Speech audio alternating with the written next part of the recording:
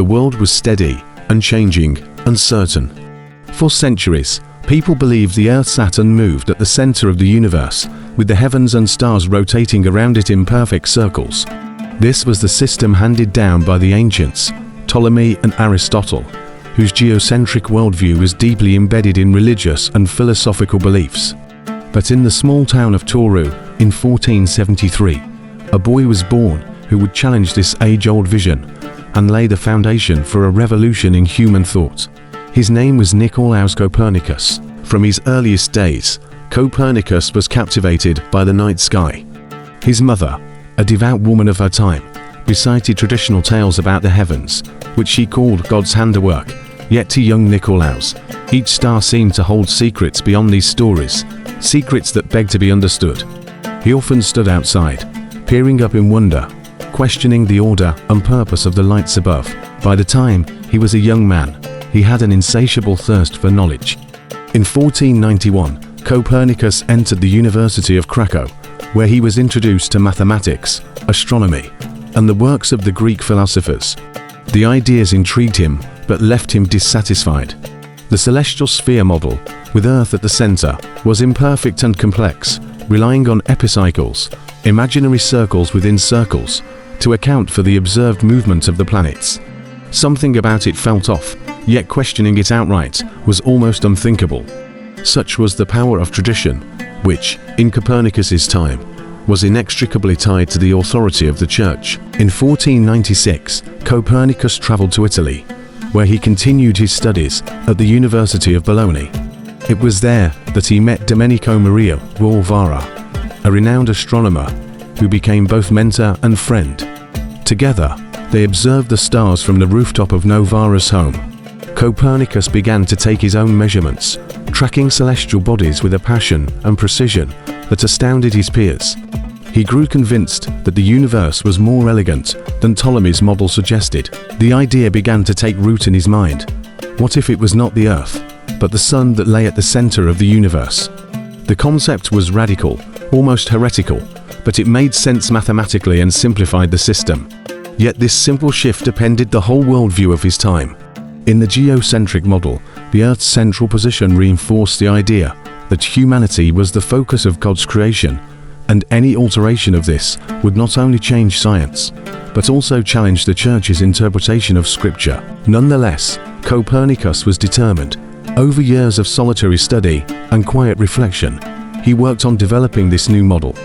He returned to Poland and served as a canon in the Catholic Church in Warmia, where he led a life of quiet study, intentionally distancing himself from fame or controversy. His duties provided him with enough income to live modestly, and he spent countless nights observing the heavens, his revolutionary ideas gradually taking form. By 1514, he had written an initial outline of his theory, known as the Commentarius, which he shared only with close friends. This short manuscript contained the seeds of what would later become his heliocentric theory, proposing that the Earth and other planets orbited the Sun. Those few scholars who read it were fascinated, but the Church hierarchy, if it knew about this work, was less than pleased. In the eyes of the Church, the Earth's central place was both a fact and a divine arrangement. Any suggestion that humanity was not at the center of creation struck at the core of Church teaching. Copernicus was aware of the risks. In his words, science is not there to confirm human opinions, but to seek truth. He knew that this truth would meet fierce resistance. The Church was deeply intertwined with the intellectual life of Europe, and any deviation from its teachings could lead to excommunication, or worse. Despite the potential dangers, Copernicus could not abandon his work. For decades, he studied in secret, refining his calculations and creating models to describe the motion of planets around the Sun. His book, De Revolutionibus Orbium Coelestium, on the revolutions of the celestial spheres, grew steadily, but he delayed its publication, well aware of the backlash it would provoke. He continued to observe, to calculate, to revise. The years passed, and he aged in quiet isolation. By 1539, a young mathematician named Georg Joachim Rheticus arrived in Fromborg to study with Copernicus. Rheticus was astounded by the depth of his mentor's work and recognized the monumental importance of the heliocentric theory. He urged Copernicus to publish, offering his own support and enthusiasm. Copernicus, though initially hesitant, was moved by the young man's conviction and agreed to share his work with the world. The book was published in 1543, and legend has it that Copernicus received the first printed copy on his deathbed.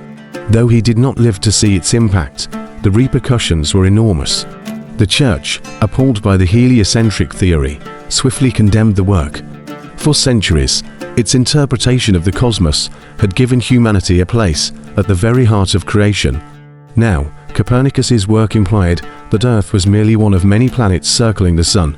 The implications were profound, challenging not just the Church's authority, but humanity's perception of itself. Over time, the Church's resistance hardened. The heliocentric model was deemed heretical, and De Revolutionibus was placed on the index of forbidden books. For the next century, scholars who built on Copernicus's theory, including Giordano Bruno and Galileo Galilei, faced persecution and punishment. Bruno was burned at the stake for his views, and Galileo was forced to recant under threat of torture. The price of challenging dogma was steep. Yet, Copernicus's theory endured. Slowly, over generations, the truth of his ideas became undeniable. Galileo's telescopic observations, Kepler's laws of planetary motion, and finally Newton's law of universal gravitation all confirmed that Copernicus had been right. The Earth was not the center of the universe, but one small planet in an infinite expanse.